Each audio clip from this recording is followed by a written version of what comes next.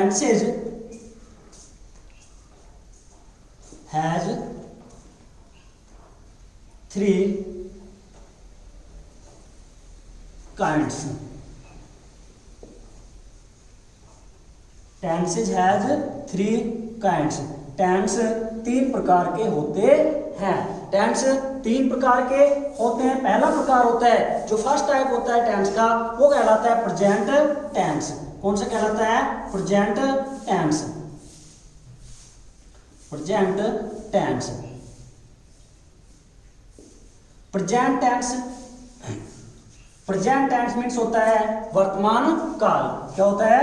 वर्तमान काल। Present tense means होता है वर्तमान काल। समय का वह भाग जो वर्तमान में हो, इस समय में हो, वह कहलाता है present tense. Number second part होता है जो होता है पास्ट टेंस। क्या होता है? Past tense. पास्ट टेंस का हिंदी अर्थ होता है भूतकाल। क्या होता है? भूतकाल। भूतकाल यानी वह समय जो बीत गया, चाहे 1 सेकंड पहले का ही क्यों ना हो, वह कहलाता है भूतकाल। पास्ट टेंस यानी भूतकाल। नंबर थर्ड होता है जो टेंस का पार्ट, वो होता है फ्यूचर टेंस। क्या होता है? Future tense. Future tense. Future tense यानी होता है भविष्य काल। क्या होता है बेटा? भविष्य काल। भविष्य काल ऐसा समय जो अगले ही क्षण आने वाला है। ऐसा समय जो अगले ही क्षण आने वाला है, जिसके बारे में हमें कुछ भी नहीं पता है, वो कहलाता है भविष्य काल। प्रत्येक टेंसेज 3 प्रकार के होते हैं। Tenses has 3 kinds, present tense, past tense and future tense. समझ गए? 3 प्रकार होते हैं टेंसों के, प्रेजेंट, पास्ट और फ्यूचर। प्रत्येक टेंस के 4-4 भाग होते हैं। प्रत्येक टेंस के 4-4 भाग होते हैं। Each tenses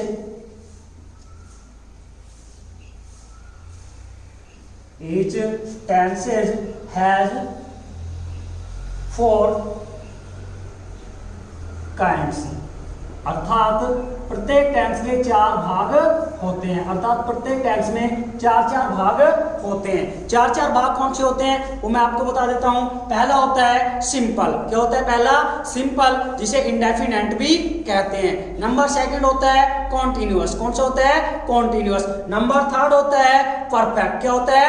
perfect. और नंबर फोर्थ होता है परफेक्ट कॉन्टिन्यूअस। इसी प्रकार जब अपन चलेंगे तो प्रेजेंट में 4 भाग हो जाएंगे। Present simple, present continuous, present perfect, present perfect continuous. अगले में जब पास्ट पढ़ेंगे अपन दूसरा टेंस, तो पास्ट के भी वही 4 भाग होंगे। कौन से? Past simple, past continuous, past perfect and past perfect continuous. इसी प्रकार जब अगला तीसरा टेंस पढ़ेंगे अपन फ्यूचर टेंस, तो फ्यूचर के भी 4 भाग पढ़ेंगे। Future simple, future continuous, future perfect और फ्यूचर परफेक्ट कंटिन्यूअस। तो अब पढ़ते हैं पहले प्रेजेंट टेंस। कौन सा पढ़ते हैं बेटा?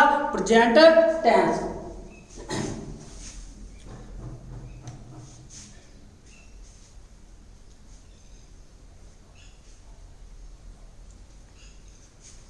प्रेजेंट पढ़ेंगे तो सबसे पहले क्या होगा? Present simple tense. कौन सा होगा? Present simple tense.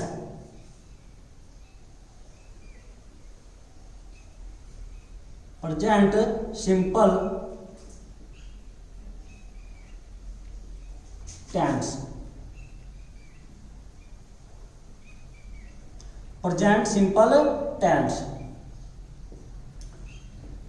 Present simple tense पढ़े हैं। मैं इससे पहले आपको बता दूं कि 3 टेंस होते हैं, प्रेजेंट, पास्ट और फ्यूचर। प्रेजेंट उस वाक्य को कहते हैं जिसके अंत में आए है।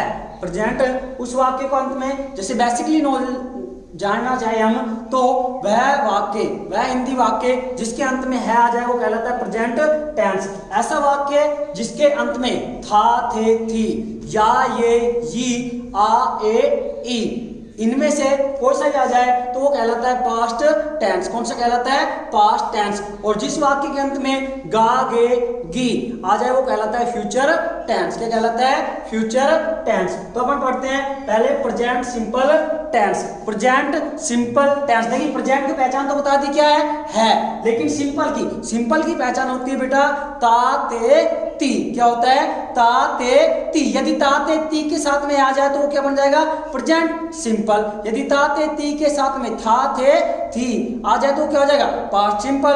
यदि गा के किया जाए तो क्या हो जाएगा? Future simple. तो प्रेजेंट सिंपल टेंस। सबसे पहले प्रेजेंट सिंपल टेंस पढ़ते हैं तो हिंदी पहचान क्या होगी?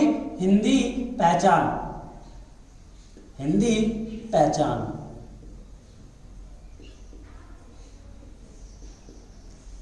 तो प्रेजेंट सिंपल टेंस में हिंदी पहचान क्या होती है कि इन हिंदी वाक्यों के अंत में, मैं आपको लिख देता हूं, इन हिंदी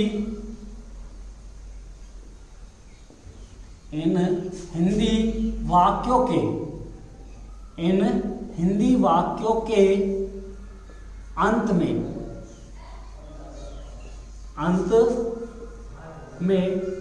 इन हिंदी वाक्यों के अंत में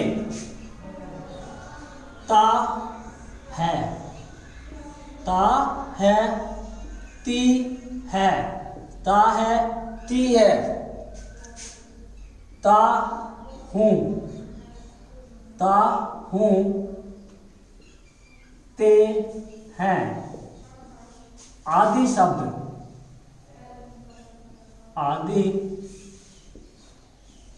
पाए जाते हैं। आदि शब्द पाए जाते हैं।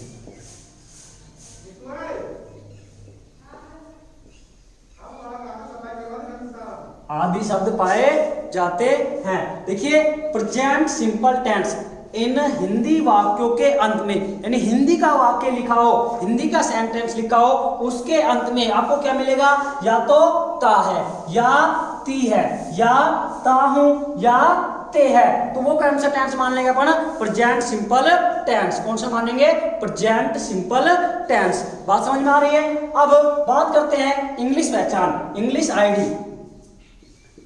इंग्लिश आईडी यानी इंग्लिश आइडेंटिफिकेशन, यानी अंग्रेजी पहचान। तो प्रेजेंट सिंपल टेंस जो हमारी एग्जाम के रूप से, एग्जाम की दृष्टि से बहुत ही महत्वपूर्ण है, वो क्या है? English ID. एग्जाम की दृष्टि से जो सबसे महत्वपूर्ण है वो है इंग्लिश आईडी, क्योंकि हमें क्या भरना होता है? Correct form of verbs, passive voice बनाते हैं तो भी हमें ये पहचान करनी होती है कि टेंसेस कैसे, कौन सा टेंस है, या फिर अपन बनाए इनडायरेक्ट स्पीच तो भी हमें पहचान करनी होती है कि कौन सा टेंस है। तो इंग्लिश आईडी के रूप में हमें प्रेजेंट सिंपल टेंस में कौन कौन से मिलते हैं? वर्ड। तो इनमें यदि वाक्य में, यदि किसी वाक्य में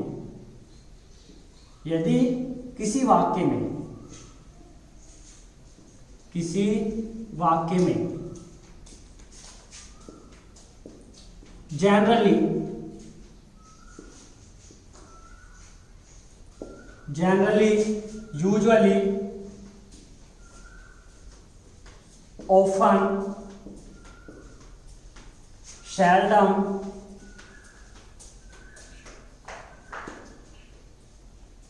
rarely, daily, every plus day, यानी every day, every plus month, every plus week, every plus year, every year, या फिर यूनिवर्सल ट्रूथ। क्या मिले?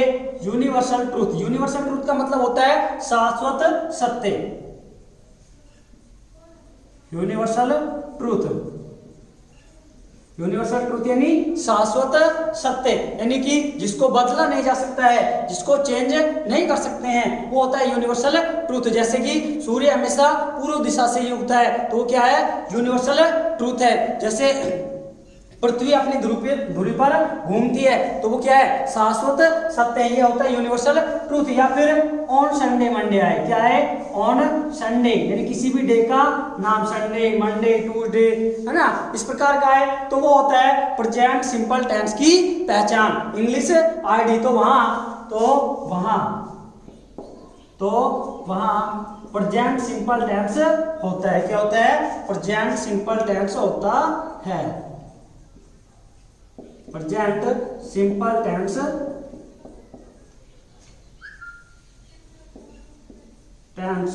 होता है। बात समझ में आई? यानी यदि आपसे पूछा जाए कि प्रेजेंट सिंपल टेंस किन में पाया जाता है तो अपन हिंदी में, अगर आपके पास वाक्य लिखा है तो यदि किसी हिंदी में यदि वाक्य हमारे पास लिखा हुआ है, वाक्य किस में लिखा हुआ है, हिंदी में, और उस वाक्य के अंत में क्या है, ता है, ती है, ता हूं, ते है, इनमें से कोई सा भी शब्द है, ता है, ती है, ता हूं या ते है, इनमें से कोई सा भी शब्द आए तो क्या होता है, प्रेजेंट सिंपल टेंस होता है। यदि हमारे पास इंग्लिश का वाक्य लिखा हुआ है, क्या लिखा हुआ है, इंग्लिश का वाक्य लिखा हुआ है और हमें पता लगाना है कि ये कौन सा टेंस है, तो उन इंग्लिश वाक्यों में हमें क्या मिलेगा, या तो क्या मिलेगी, जनरली, ये वर्ड मिलेगा, या तो जनरली या यूजुअली या ओपन या सेल्डम या रेयरली या डेली या every day, every month, every week, every year, universal truth या ऑन संडे मंडे हो तो वहां क्या होता है, प्रेजेंट सिंपल टेंस होता है। साथ ही यदि किसी की प्रेजेंट हैबिट भी हो, साथ ही क्या हो, प्रेजेंट हैबिट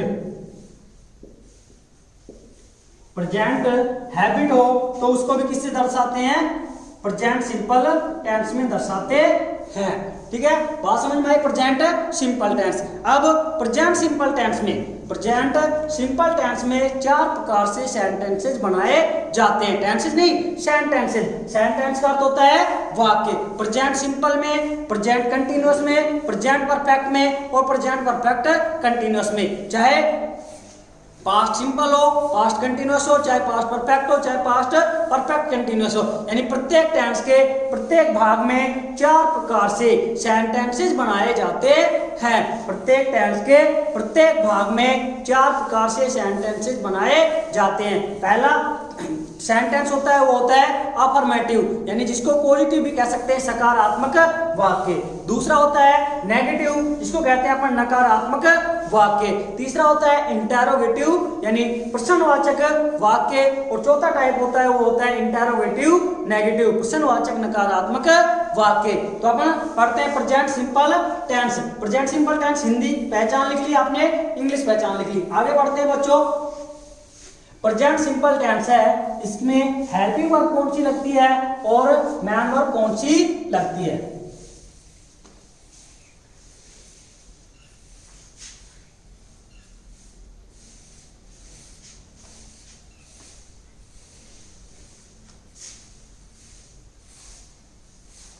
देखिए प्रेजेंट सिंपल टेंस में बेटा पहले बात करते हैं हेल्पिंग वर्ब। क्या करते हैं, हेल्पिंग वर्ब।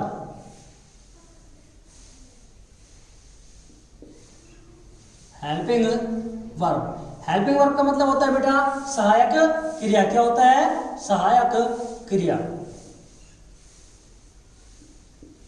बात समझ में आ रही है आपको अच्छे से, सहायक क्रिया।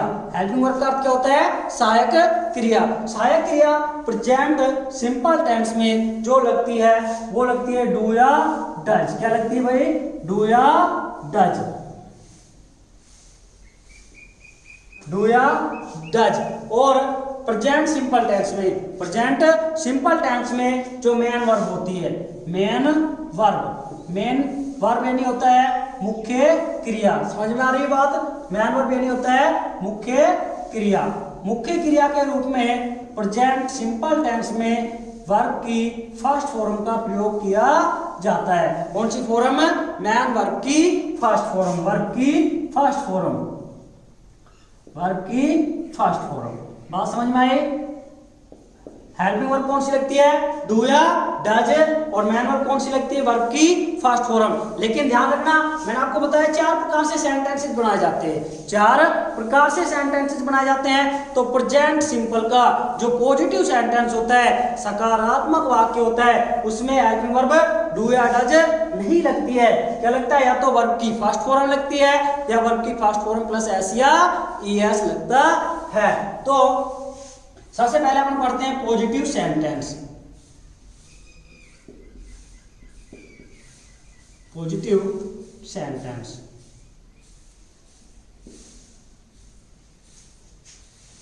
जैसे कि मैंने आपको बताया कि प्रत्येक टेंस में चार चार प्रकार से सेंटेंस बनाए जाते हैं। प्रत्येक टेंस के प्रत्येक भाग में चार चार प्रकार के सेंटेंस बनाए जाते हैं। तो पहला पॉजिटिव सेंटेंस, दूसरा नेगेटिव, तीसरा इंटेरोगेटिव और चौथा होता है इंटेरोगेटिव नेगेटिव सेंटेंस।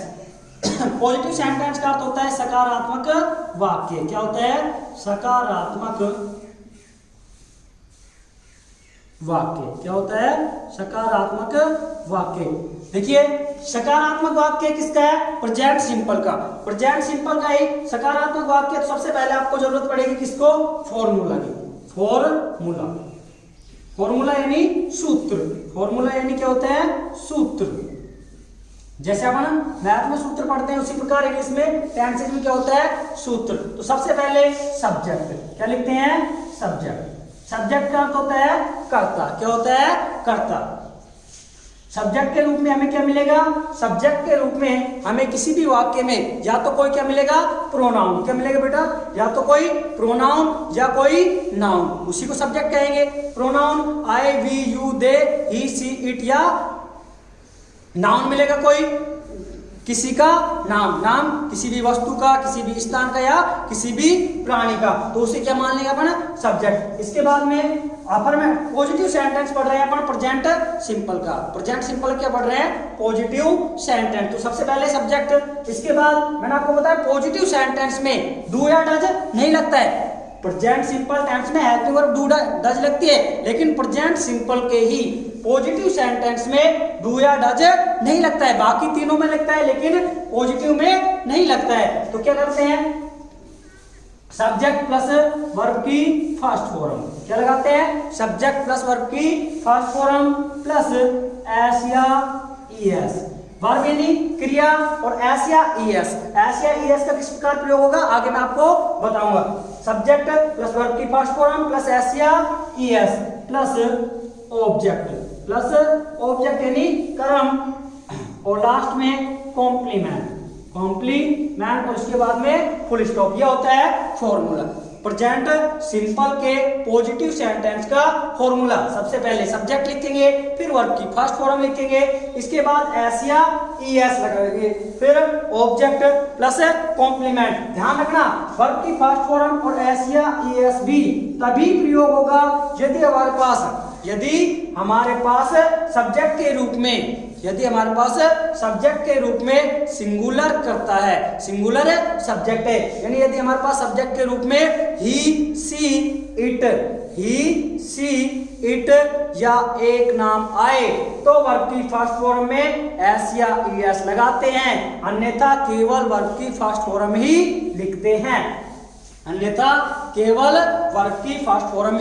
लिखते हैं। ध्यान देना, यदि सब्जेक्ट के रूप में हमारे पास ही, सी, इट या एक नाम आए तो ही वर्ब की फर्स्ट फॉर्म में एस या ईएस लगाते हैं, अन्यथा केवल वर्ब की फर्स्ट फॉर्म लिखते हैं प्रेजेंट सिंपल के पॉजिटिव सेंटेंसेस में। देखिए अब बात करते हैं कि एस का प्रयोग कहां किया जाता है और ईएस का प्रयोग कहां किया जाता है। यदि हमारे पास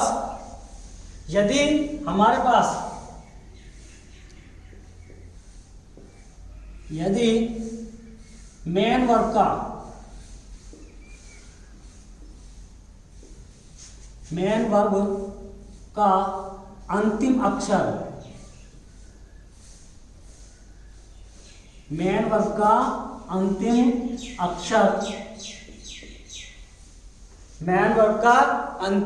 अक्षर H, C H, S, double S, O, X या ओ एक्स या जेड आए, जेड आए तो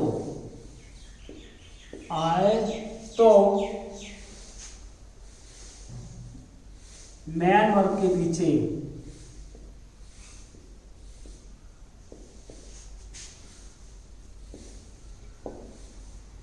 ES जोड़ते हैं। क्या जोड़ते हैं? ES जोड़ते हैं।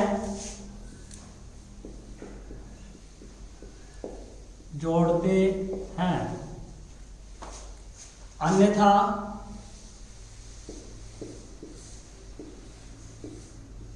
केवल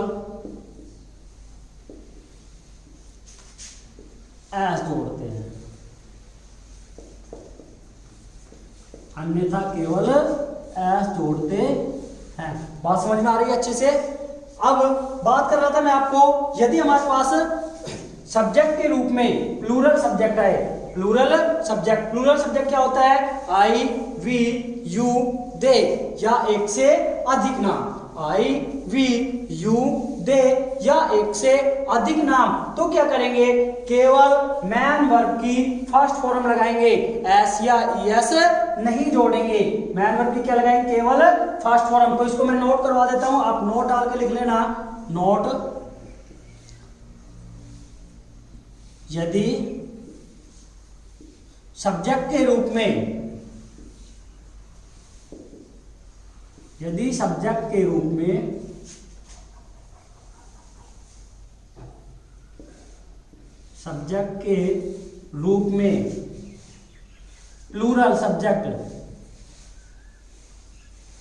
प्लूरल सब्जेक्ट जैसे आई, वी, यू, दे या एक से अधिक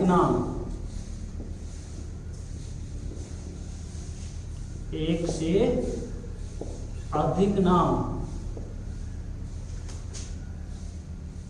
अधिक नाम आए तो केवल वर्ब की फर्स्ट फॉर्म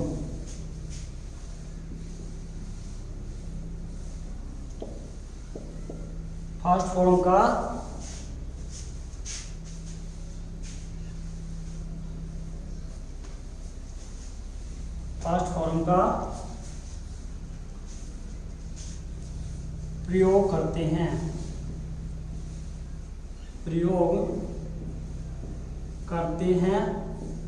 एस या ईएस नहीं जोड़ते हैं, एस या ईएस नहीं जोड़ते हैं। समझ आ रहा है आपको? एस या ईएस नहीं जोड़ते हैं। तो ये हो गया आपका प्रेजेंट सिंपल टेंस का पॉजिटिव सेंटेंस। अब आपको आगे बताएंगे एग्जाम्पल सहित कि किस प्रकार से अपन वाक्य बनाएंगे।